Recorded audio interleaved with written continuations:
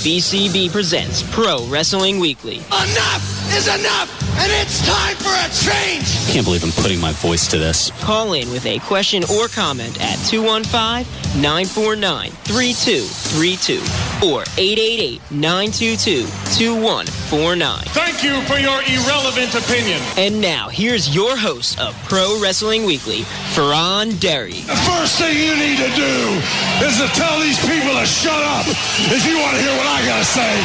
I'm a broadcast journalist. I have a right to my opinion. Oh, son of a... I am the best on this microphone, in that ring, even in commentary. There's the sound of the bell, and we are set to go on a jam-packed Pro Wrestling Weekly here on 1490 WBCB and online at WBCB1490.com. So jam-packed, I'm blown up, and we're like 10 seconds into the show. I'm your host, Fearon Derry, alongside Lucas the Intern. Nothing to add? Or are you saving it? Yay. You're stealing Nick Cataldi's line. It's my line. Where do you get that stuff? Where do I get it from you? I get it from you. You can't steal my line. Yeah, I can steal your line. You can't. Dominic DeNucci, yay. Oh, wow. I don't like him anymore. I used to like him. Now I don't like him anymore. See, the embitterment, the anger, the vim, the vigor, the vitriol, the vinegar, and the stuff that goes with it. It's very apropos because wrestling fans are feeling a lot of it following this past Sunday's Royal Rumble. In case you missed it, well, you were probably under a rock. We'll go over the results real quick here. The New Age Outlaws, they are your new 6-time WWE Tag Team Champions of the World. The Road Dogg, Jesse James. That's enough. I was just moving on with it. We wanted to go through the whole thing, just a little bit there. That's right. They beat the Brotherhood, Goldust and Cody Rhodes. Neither of us got that right. Bray Wyatt did beat Daniel Bryan in what was the match of the night because things took a sour turn from there. Brock Lesnar, thanks to a lot of chair shots, an insane amount of chair shots, and at one point even a broken part of the chair, beat the Big Show 2 minutes and change. Tossing chairs like there's no tomorrow. It's just an endless supply of them, almost like a video game. What I want to talk about after we talk about Randy Orton, John Cena, not Batista, but I'll talk about it afterwards. It's like a... Yeah, we'll quick go through here. We figured Cena was going to win the WWE Championship. That didn't happen. Randy Orton retained thanks to interference from the Wyatt family. So it looks like there may be a John Cena, Bray Wyatt thing going down. We'll see about that. I think out of all of them, we still sort of got only one wrong. I mean, you said out of the advertised Batista, and I agreed, or out of the unadvertised Daniel Bryan. So we technically got only one prediction wrong. Two. The Outlaws and Orton and Cena. Oh, yeah. Well, okay, yeah. So we got... Well, you had like 4 predictions last week. I went back and listened to the tape, and I didn't know which really was your official prediction. So I gave it to you out of... I didn't pin you down for an official pick. Yeah. I mean, even if you had gone like I did and said, all right, of the advertised names, I'm going with this. If it's a surprise, I'm going with that. But you're like, well, it could be this, it could be this, it could be this, or it could be that. I was just giving shout-outs, really. Fair enough. Well, admission is something. But yes, the notable story coming out of the Royal Rumble, the anger and the vitriol of the crowd in Pittsburgh. I guess that's probably where to start with. I mean, they pretty much chanted for Daniel Bryan throughout numerous points of the pay-per-view, and for all intents and purposes, they hijacked the John Cena, Randy Orton WWE World Heavyweight Championship match. We have some of the clips of what they said later in the match. I'm just going to go over it now. I mean, there were yes chants, there were Daniel Bryan chants because they were in Pittsburgh. There was a scant "We Want Angle" chant.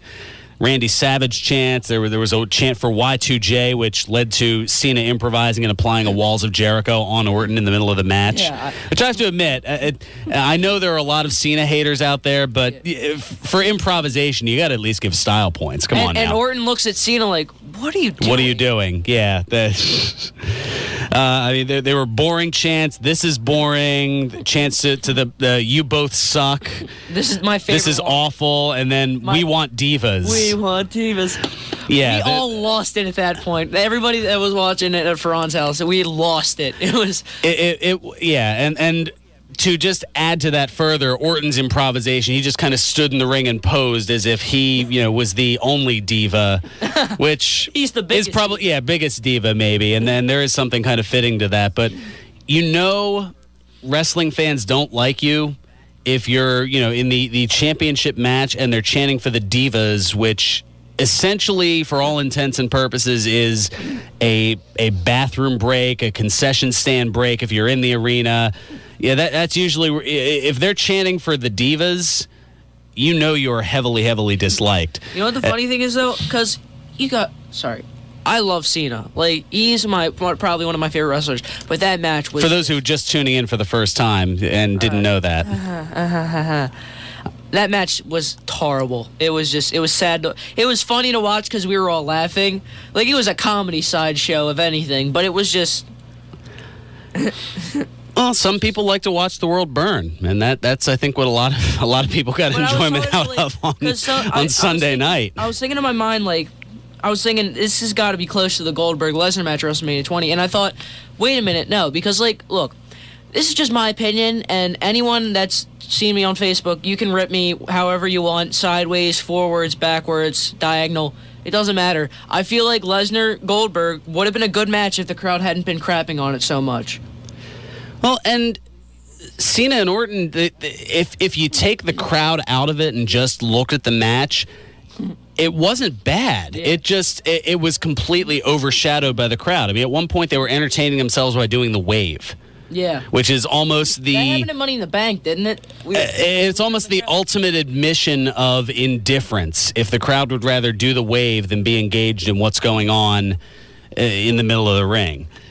And once the Wyatts interfered to distract Cena leading to the end of the match, the fans chanted yes at the Wyatts, and then at one point chanted thank you Wyatts. Yeah, so, and then there was the Rumble match, which had everybody, myself included, hoping, all right, let's see what we've got as far as surprises.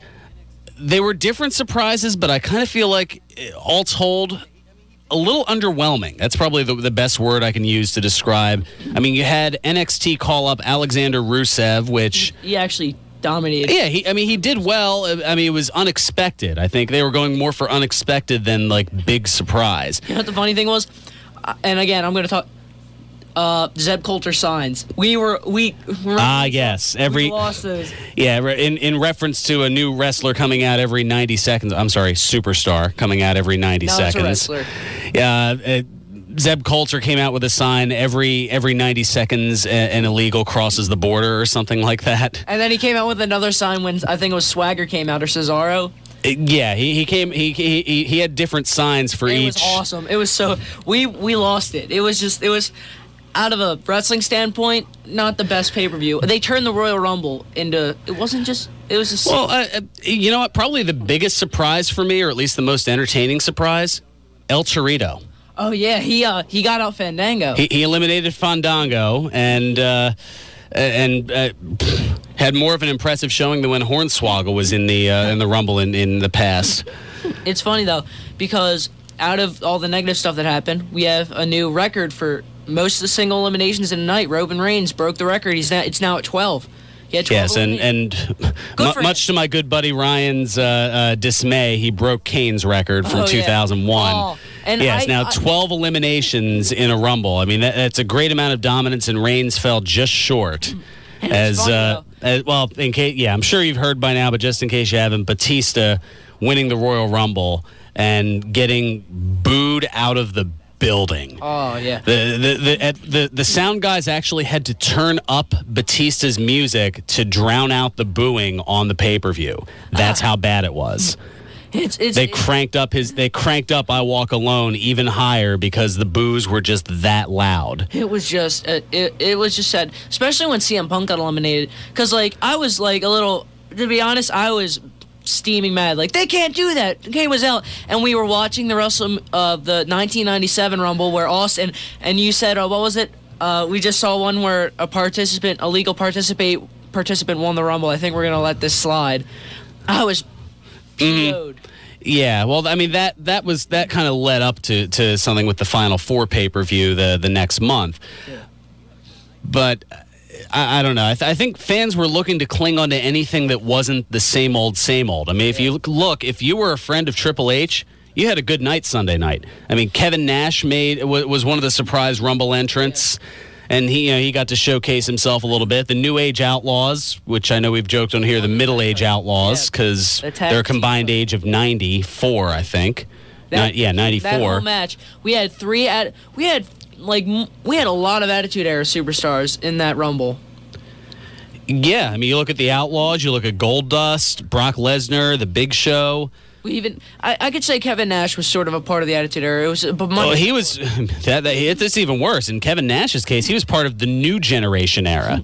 He was also pre-Attitude Era. He was on the first Monday Night Raw, I think, wasn't he? Or he was a part. I think he was. He might have been managing Michaels at that point. I forget if they brought him in after that. So I think it was just because at that point I think it was still Sensational Sherry with Michaels, going back to early '93. It's 21 years ago. My memory is not quite what it used to be. That's for sure. It's like, that's why I've got pages and pages of notes in front of me. If only I could only imagine if Batista didn't come back, Stone Cold would have won the Rumble. But I don't think people would have minded that, though. Yeah. That's the thing. I mean, because of that kind of nostalgia, because it's Stone Cold, I don't think they would have minded it. But the fact that Batista has had ties with Triple H, the fact that I think. But it's the same page. Austin's been gone for a lot more years, than Batista has. I'm not he's made appearances, but he hasn't wrestled. And for him to win the Rumble, that's a little bit more of I don't think it's a slap to the face with Austin, but it's just you want guys like Bryan and Punk. It's Triple H he's basically on a nostalgia run. So is Vince McMahon. They want the guys that made. You can't have the same. They're turning the clock back to 2002, 2003, and a lot of the names that were up and coming then are still around 11, 12 years later. I mean, the Outlaws they were around a little bit before that, but Brock Lesnar, The Big Show, Randy Orton, John Cena, Batista. At least, Orton stayed with the company for a while, but at least Big Show and Cena, they've given a lot. And, I'm not saying Randy Orton has, but he's just a cocky little... He's very arrogant, yes. Yeah. Personality aside, it's a matter of whether you draw money, and I guess that's a lot of the debate, and that's a lot of what has people infuriated. And we'll go to the Facebook feedback in a little bit. But as mad as you may have been about the Royal Rumble, you probably weren't as mad as this guy.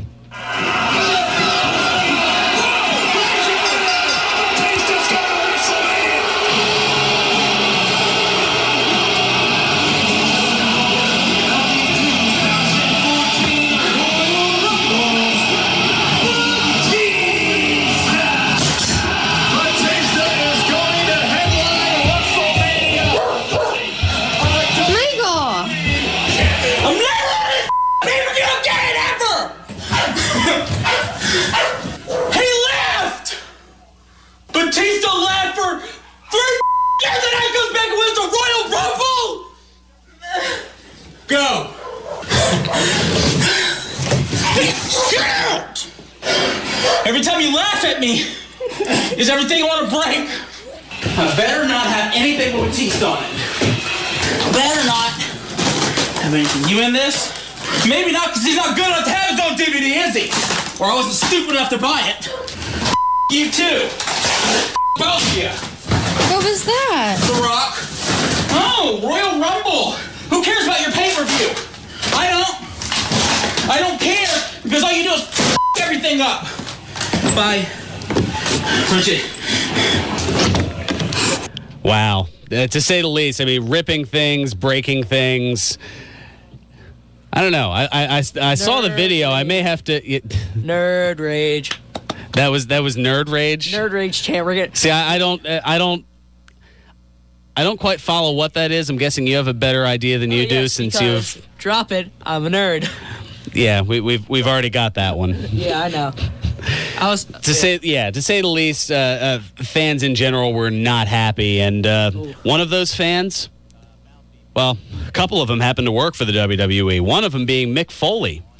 That's right. He went off during the Rumble. He actually sounded off on Twitter about the pay-per-view right after he asked, does WWE actually hate their own audience? And he follows up with, I've never been so disgusted with a pay-per-view. And then he went on to post a rant on his Facebook page declaring he was going to throw a brick through his TV. And yeah, I'll go ahead and do this, and then we'll take care of I know we're up against it. Yes, I'm going to put a brick through my TV. It's just going to have to wait until tomorrow. I had every intention of putting a brick through my TV tonight after seeing that Daniel Bryan was not even entered in the Royal Rumble match, let alone going to win the thing. But upon seeing their dad with a brick in his hand, my younger children got a little bit scared, thinking their dad had lost his mind. A rather spirited debate about the wisdom of following through on the promise to put a brick through my TV ensued with my wife, and as is usually the case in marital debates, I, being the husband, did not emerge victorious. Foley. Honestly, the points she made about mercury and glass fragments everywhere were pretty good ones. But I'm still going to put a brick through my TV. It's just going to have to wait until tomorrow when the kids are in school and I can take the TV outside the house for the actual throwing of the brick. Granted, it's not nearly as dramatic as doing it live right after the Rumble, but at least I will be keeping my word. As I mentioned on Twitter, I've never felt so disgusted at the conclusion of a WWE or any pay-per-view. I guess he never saw Heroes of Wrestling. Like many of you out there, I just don't get it. This Daniel Bryan thing is a phenomenon. You get it, I get it, the fans in Pittsburgh. Yes, I was thinking of writing but I'm just not in a cheap pop mood. Got it. But tonight, for the first time, I had to admit to myself that the powers that be are just not going to get it. And that makes me sad. I'm just honestly sad, just flat out bleeping sad. And he throws in, yes, I dropped an F-bomb there to emphasize how effing sad I am for the guys who bust their butts night in and night out. Ziggler, Punk, Bryan, etc., with no hope of getting their shot at this year's Mania. You know who else I'm sad for? Me. In my 2 years as an official WWE ambassador, I never once had to lie about my enthusiasm for the company or the product. Now, although I am no longer officially an ambassador for WWE, believe it or not, my only official role in WWE is as GM for Saturday Morning Slam, a contract that ends in 1 month. I was still looking forward to being part of the biggest event of the year. I'll probably end up going anyway, but I'm about 1/6 as excited about it as I was just a few hours ago. I wanted so badly to hear 75,000 WWE fans chanting yes and seeing fans walk away absolutely ecstatic about the outcome of a pay-per-view for the first time in a while. A long while. But when given the chance to make it happen, unless they've got something major up their sleeve, WWE's answer tonight was a resounding no, no, no. Now, Foley ended up taking a baseball bat to his television, which the video was recorded, put up on YouTube, and picked up by TMZ. But rather strong words from Mick Foley, the hardcore WWE Hall of Famer. Woof. And then, of course, there was another notable fan who expressed his displeasure and did so in an interesting way, and we'll get into that on the other side. The Second City Saint decided to head home. I feel like he should be called the Second City Son. Second City Saint, Second City Son. I don't know. It's a debate.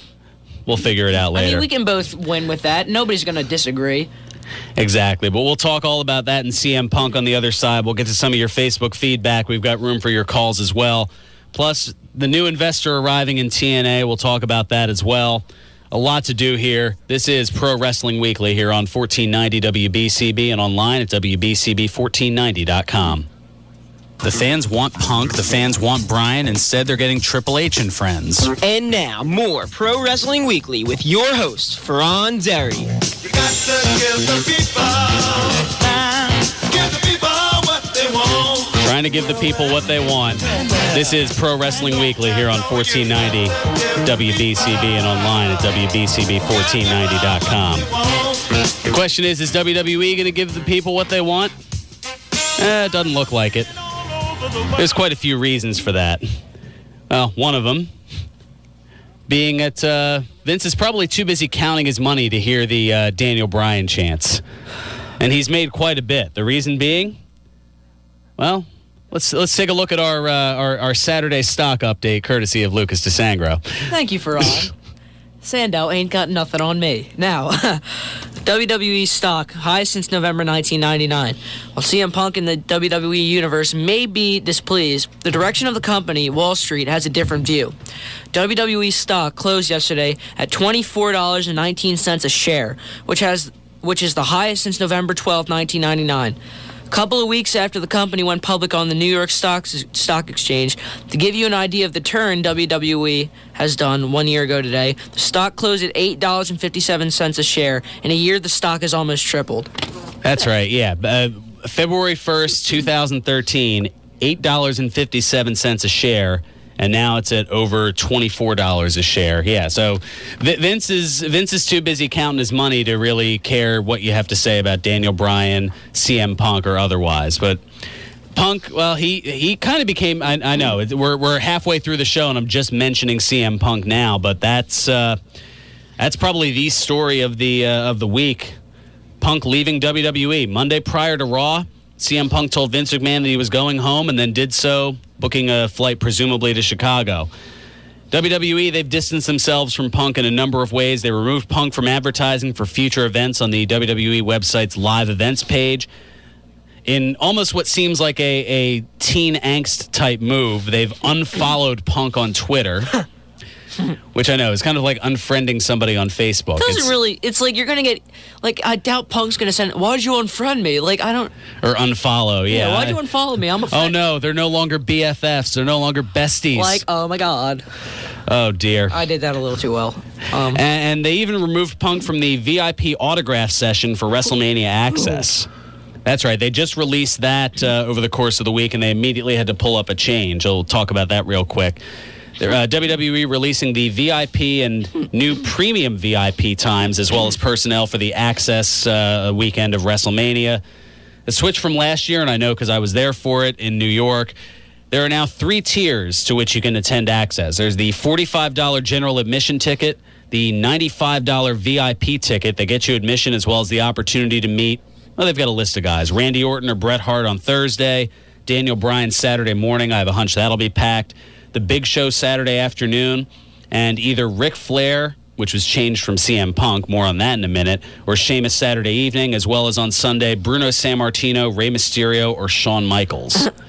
With the Mysterio thing. I'm not going to be... I like Mysterio. He's another one of my favorites. I've been following him since, I don't know. I'm an avid Mysterio fan, but nobody's really going to want to see Mysterio, except for the little kids. Like, everybody's... And they will convince Mommy and Daddy to throw down $95 per person to go and meet Rey Mysterio. No, I never said that. That's not... I could never do that. My parents would never do that. They wouldn't even let me watch WrestleMania 24, the first one ever, on pay-per-view, let alone... Like, well, the first one ever for your interest. For mine, yeah. Yeah, there were 23 before that. Yeah, I sounded like an idiot again. There we go, we got a drop.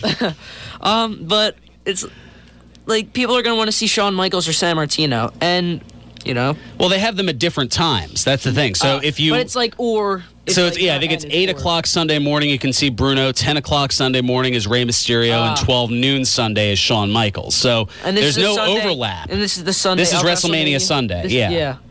And as if you didn't have enough coin to throw around.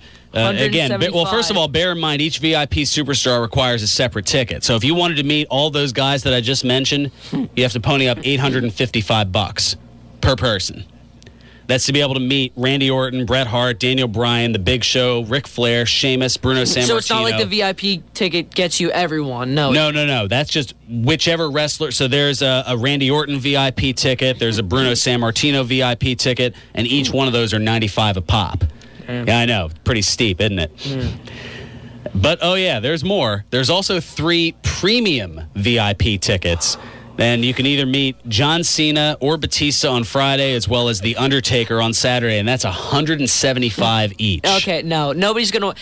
Again. Well, I was going to say, I don't know about Batista. Or Cena. I mean, kids are going to want to see Cena, but their parents are going to be like, we're not throwing down $175 for you, your brother, me, and Daddy. Well, it's like, I have to throw kind of an argument out there. WWE actually, when John Cena was in Philly last year for Comic-Con, they actually charged more. Yeah. And people came out in droves. Yeah. I think it was actually $175 for Daniel Bryan and $225 for Cena, and people if you want to see somebody that badly, people will pay. Although, I mean, if you're able to throw down the coin for all those, not to mention, flying out to New Orleans and the hotel and everything else and all the package, congratulations, you're part of the 1%.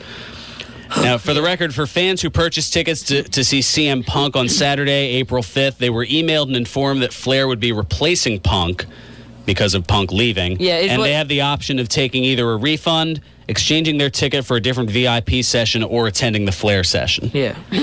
Which, I don't know. I've met Punk and I've met Flair. And I don't know. I mean, they're both cool guys to talk to, but I don't know. Everybody has their own preferences and whatnot. But back to the Punk story here. TMZ Sports reporting that Punk left WWE Monday because he's upset over Batista winning the Royal Rumble. I don't think he was upset as the guy that we had in the clip earlier. No, I can't imagine Punk throwing things in the bag or breaking things or ripping it. You know, it's just sad because Vince McMahon's been feeding him a line of crap for the past, it's a little sad. Like, I watched this DVD and I realized, it's sad. You get Batista going for 4 years and he leaves, gets a world title shot. Punk gets left to the wayside. He could have easily been number one. One of two people to win number one. Well, here's the thing with that. I mean, well, first of all, they wouldn't have put Batista at number one if that. I mean, I don't think that's where you were going. But No, I mean, Batista came in at 28, and he was blown up by the time 29 came out. No, I'm saying Punk could have been he could have been the third person to start at 1 and win it. I thought it was 2.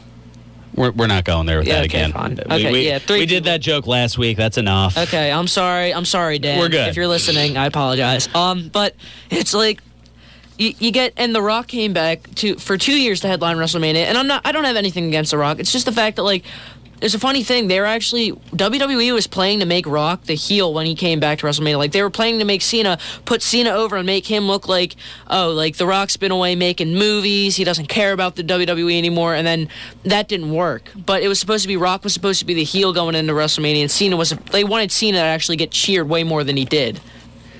Yeah, but I think I was going to say I'm going to say more than casual fan, because, I mean, the casual fan loves Cena. The more than casual fan, for the most part, and there are exceptions. I don't know about hates, but they're not exactly Cena fans. There are some, Extreme Kyle, for example, who, yes, is definitely a Punk hater. And you know what? As a WWE fan, you have that right. As a wrestling fan, you can Wait, you did can you say cheer Punk or boo. hater or Cena hater? I think you said Punk hater for a second. I'm running on minimal sleep. I meant to say Cena hater. I don't know. I can go back over Kyle's the tape. going to call in. That is not true. Yeah. Exactly. He'll pull a Mike Gundy. That's not true. Get your facts straight. Yeah, it's just what I need. Anyway, so upset over Batista winning the Rumble, going on to headline Mania. Punk feels that he should be headlining WrestleMania after the work that he's put in over the year and should not be facing Triple H as he had been planned. Well, no. I think he should have faced Triple H, but I don't think, he deserves a headline shot. He's never headlined WrestleMania, and but there's been other things. When he was champion, I think it was John a couple of weeks ago said, they put it all for Cena. Even when Punk was doing the 434 days. Yeah, yep. They put it over to Cena. They gave Cena most of the promos. He's been the kind of the second banana, as the Second City Saint. When Punk, Vince McMahon, again, him and Kevin Dunn just love the big guys, don't they? It's just I don't understand. You need to listen to your fans, or else you're going to lose that fan base, whether or not your stocks are up. Try doing an empty arena match 24/7, buddy. People might be mad, but come February 24, they're still buying the WWE Network. Oh yeah, but they're still throwing down that coin, and that's. I said it earlier. Vince is too busy counting his millions to hear the fan base. I think about WrestleMania and the network, I feel definitely get the network, but I'm saying WrestleMania, I think it would be more worth it. I think it would be a lot better to throw down the extra coin for the pay-per-view on pay-per-view than it would be on the network. Because think about it. How are you going to react if the network gets a connection error?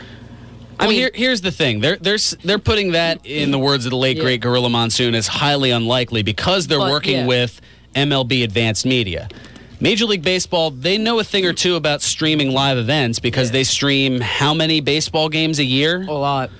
Yeah, so I think I was wondering if whatever the network kinks... Huh? That's why I was wondering at the network launch, why is a guy from MLB here? And then, like, you said that, like, the next day or next week or... that following Saturday, that they're working with Major League Baseball Advanced Media as far as the streaming capacity.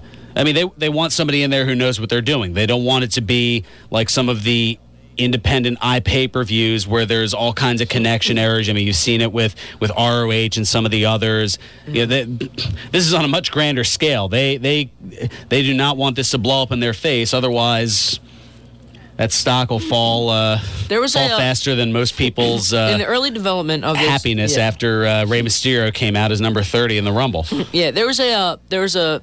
But going back to Punk, there was a in the early development of the story, a lot of people on the web, and I was looking, make me the unofficial tech correspondent or something like that, joking, or not.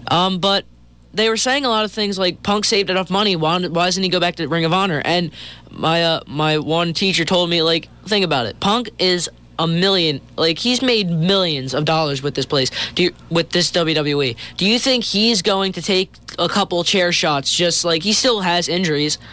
Do you think he's really going to put his like, he's going to take a couple more chair shots just so he can keep wrestling? I mean, again, Facebook, the guys who are on the Facebook page, my English teacher told me the thing about Punk being a work. It was early development, get off my back. Fair enough. All right. Clearing of the name has officially been done here. I'm not going to say who my teacher is, though, so... Good idea. Yeah, some things don't need to be thrown out there. Yeah.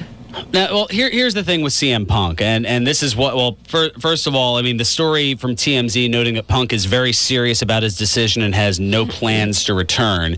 Now, this is according to sources. This is not directly from Punk himself. Yeah. Now, something that was directly from Punk... Leading the 2 days before the Royal Rumble, Punk was at I want to say it was Portland, Oregon's Comic-Con, and he was part of a Q&A session, and he addressed. Well, I think one thing he had mentioned Dave and talking about how he's going to be headlining WrestleMania, so he kind of spoiled the Rumble result in a sense for those who had seen that.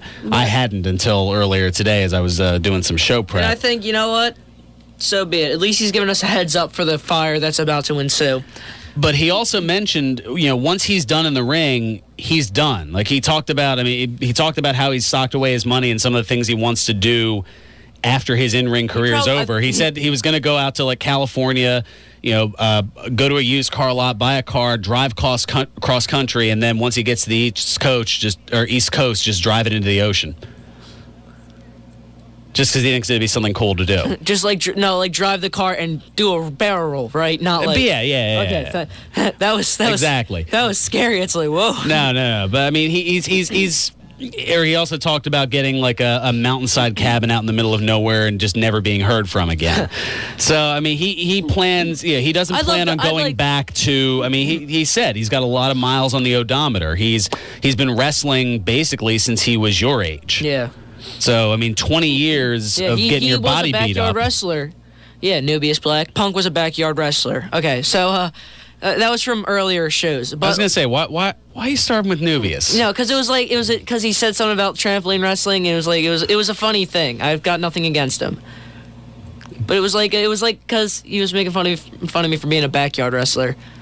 Fair enough. But everybody's got to start somewhere. Yeah, it's just like I'd love to be the road trip buddy for him on that cross country. On that, yeah, I'm sure a lot of people would be.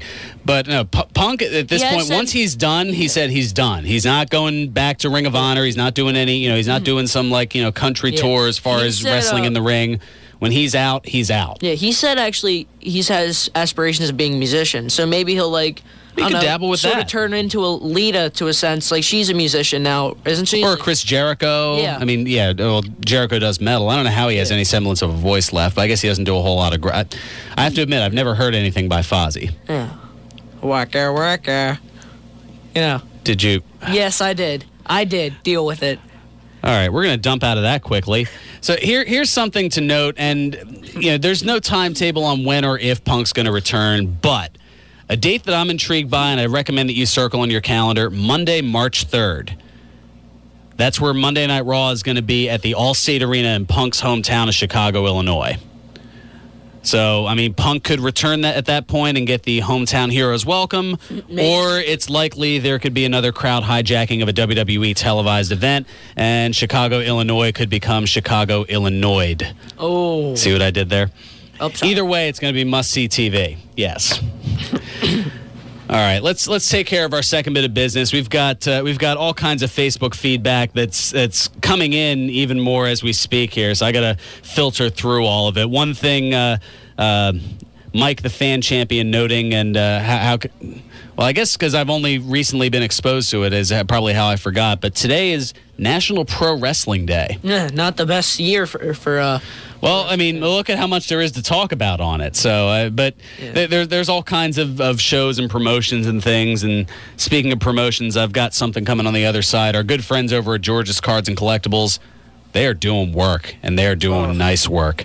Got 3 big appearances coming up. We'll tell you about that. We've got Facebook feedback, Kurt Angle story to talk about. We've got an Edge update as well as an Evan Bourne update. I know people have been asking about Evan Bourne. He finally speaks out.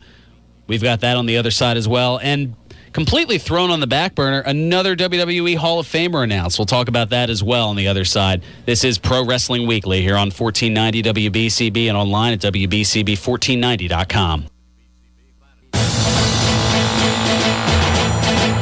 Pro Wrestling Weekly presents Today in Wrestling History, February 1.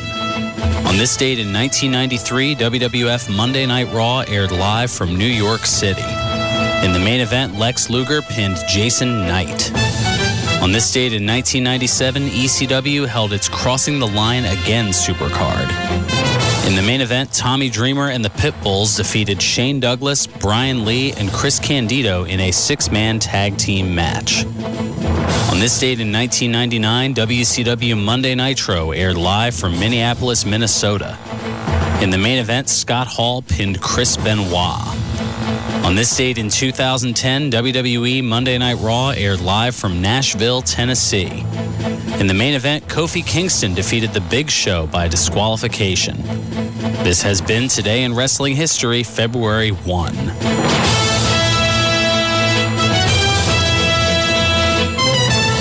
Welcome back to Pro Wrestling Weekly here on 1490 WBCB and online at WBCB1490.com, where there's all kinds of vim, vigor, vitriol.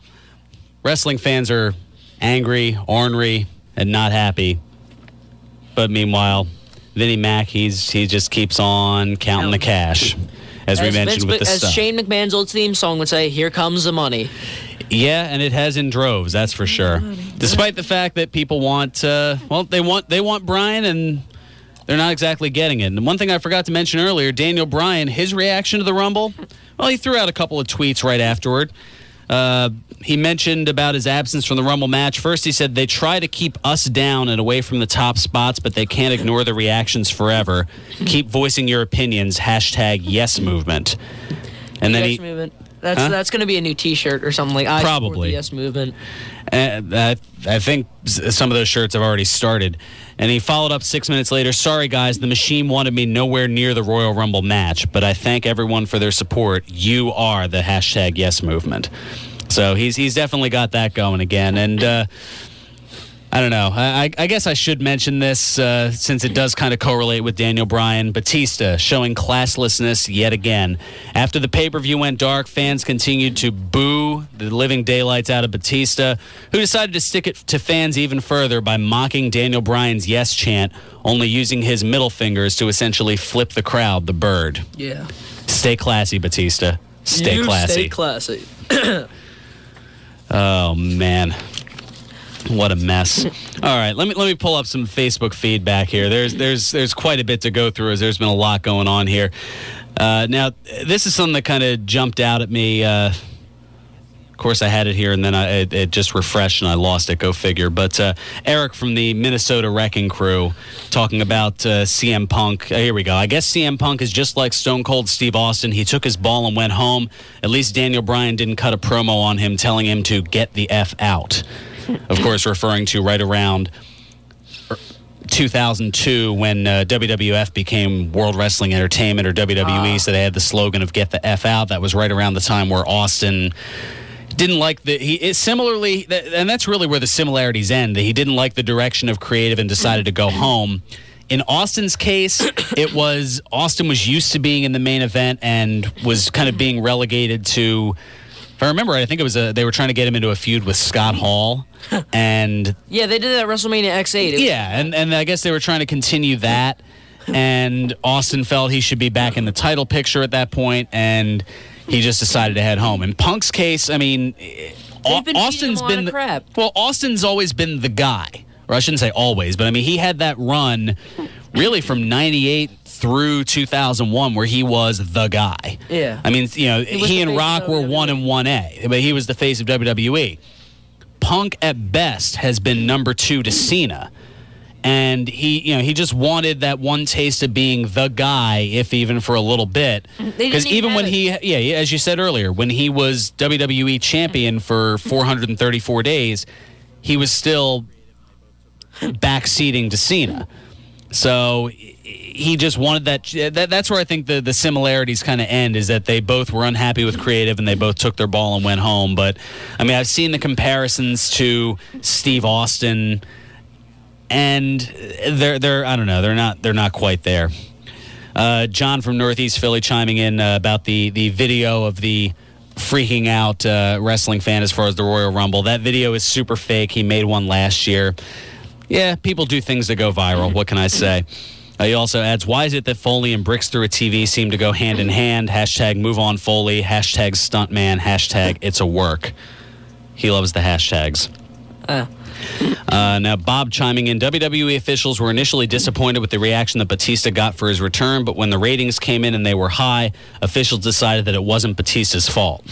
Did they blame Daniel Bryan, I wonder? It says they blamed it on the fans in Dayton, Ohio. The feeling now is that Dayton won't be getting a pay-per-view anytime soon. But they weren't even anywhere near Dayton, Ohio. Yeah, they were in Pittsburgh. And Pittsburgh is a pretty big city. I don't know. I don't know. I don't know how I necessarily feel about that, but it could be a number of different things. All right, one thing I definitely have to mention before we get out of here. George's Cards and Collectibles. I know I've talked about them for quite a while, and they've been kind of just hanging out after having Michaels here this past summer. But they're kicking off 2014. They're coming out swinging, to say the least. They're definitely kicking off 2014 with a bang, Fearon. And lots of going on with our friends over at George's Cards and Collectibles. 2 weeks from today, former WWE Divas champion Caitlyn will be at George's Oxford Valley Mall location in the Sears Court from 12 noon to 3 p.m. 2 weeks after that, on Saturday, March 1st, WWE Hall of Famer Mick Foley will be at George's Oxford Valley Mall location from 1 p.m. to 3 p.m. 11 to 2. 11 p.m.? Sorry. 11 to 2. My bad. But on March 29th, former WWE superstar Rikishi will be at George's in Oxford Valley Mall from 1 to 3. Yeah, got that mixed up. For more tickets or more information, call 215-943-2475 or visit georgescollectibles.com. So how about that? Caitlyn, a couple weeks from now. Mick Foley. Wonder if people are going to be asking him about the TV incident now that we... Can you smash my TV, Mick? It wouldn't surprise me if somebody brought in a TV for him to autograph or something like that. I wonder what the going price would be for that. Well, there you go. Give George's a call and find out. Again, that's 215-943-2475. Have it smash through this, have the screen sort of have a crack in it and then be like, Mick Foley did that.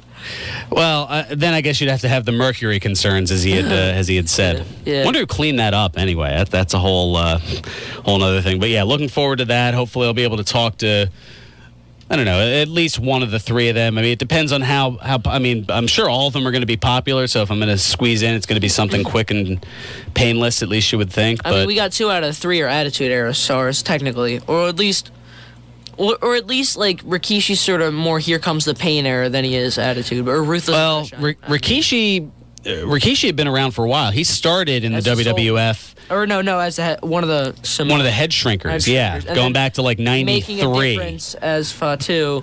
Yeah, he had quite a career path. It took a little while to get up. Yeah, the Sultan. Funny, which is because, again, if most of you hopefully should know that he's The Rock's cousin. So The Rock's debut, he faced his cousin Rikishi, a.k.a. the Sultan, at Survivor Series. Well, yeah, I mean, wait, was the Sultan on the other side of that? I know they faced off for the Intercontinental title at WrestleMania 13. Oh, then that's probably what I was thinking about, his WrestleMania debut. His first WrestleMania, but no, he was part of that. Oh gosh, I forget. That whole thing was a mess. I'm like JBL today. I'm getting facts wrong left and right. Funniest reference that I'll have in a while. I'm just letting you continue to dig out of this. I've dug a deep. Yeah, I know. You've done all kinds of digging. Deep. All right. In that case, we'll get a little news and notes. That'll get you out of it here. Well, let's talk a little Evan Bourne, because I know people have been asking me for a while, what's going on with Evan Bourne? Is he coming back? He's made his way to Twitter to kind of give people an update on his status. Yeah, Evan Bourne updated his Twitter followers on his status while in the midst of a long layoff from WWE. Don't worry, friends and followers, Bourne wrote. Still marching head on towards my WWE comeback. Bourne wrote, I truly appreciate the support. It's why I do this. So there we go. So he's still on the comeback trail. No date was given as far as a potential return. Bourne, of course, being out since messing his foot up pretty bad in a car accident. At this point, closing in on 2 years ago. There were also a couple of wellness violations thrown in there that had him out for 30 and 60 days, respectively. Yeah. So I think, I don't know if they want to make sure that he doesn't have a potential third violation on his rap sheet, because that's instant termination. And I don't think they have as much trust in Evan Bourne as they do, say, Randy Orton, which who is your a little bit sad. Current WWE World, Global, All-World, Everything Heavyweight Champion. All world, all the time. Oh, God. I know. They have a lot of names. I think I'm just going to keep throwing names onto the mix just as the weeks and months go on. All day, every day. Something like that. Why don't we get into a little bit of nerd news, Yeah. You mean you haven't already this hour? It's so funny. Go ahead, talk about Edge. Yeah, Edge. You've been gearing up for this, so go ahead. Nerd news. Edge's TV series was renewed. Well, it's like Sci-Fi has renewed the television show Haven for 26 episode fifth season. I actually watched it. I haven't seen any episodes with Edge. I didn't even know until now that he was on that show, but it's actually a pretty good show. WWE star Adam Edge Copeland has a recurring role on the show. Edge plays the role of Drew Hendrickson and has appeared in 20 episodes between 2011 and 2013, which isn't actually that bad for like somebody who has a recurring role. Yeah, it's not quite a one-time cameo, but it's not a regular character either. That's probably about like regulating maybe 2 or 3 episodes a season. Maybe even a little more. Well, I mean, they've gone through 4 seasons. If they're all 26 episodes, yeah, that's my bad. I don't know. This is higher level math here. Yeah, so he's got to had to at least 26 episodes divided by 2. I'm sorry. I was gonna say you're. Yeah, 26. He's got to at least have. You're representing Pennsbury here. Be careful. Okay. It's funny. You're representing Neshaminy. You didn't even take an effort. Okay. Because I didn't have to. You slick. Well, no, I mentioned Pennsbury because coming up in, a little less than 20 minutes, we've got Pennsbury High School basketball action. Conestoga at Pennsbury. Chris Irmer bringing the call to you, I believe. I know he's at least engineering. I think he's also bringing the call here on WBCB. He's got to at least appeared in more than like 5 episodes for a show. If it's like 2 years, Yeah, so 5 out of 20. That's about a fifth of a season per season. That's pretty good, actually, considering. Mm-hmm. Yeah. Told you I didn't have to put an effort out. I just had it already. I was just trying to see if you knew. You know what? No. Not even going to say it. All right, we only got about a minute and a half left here.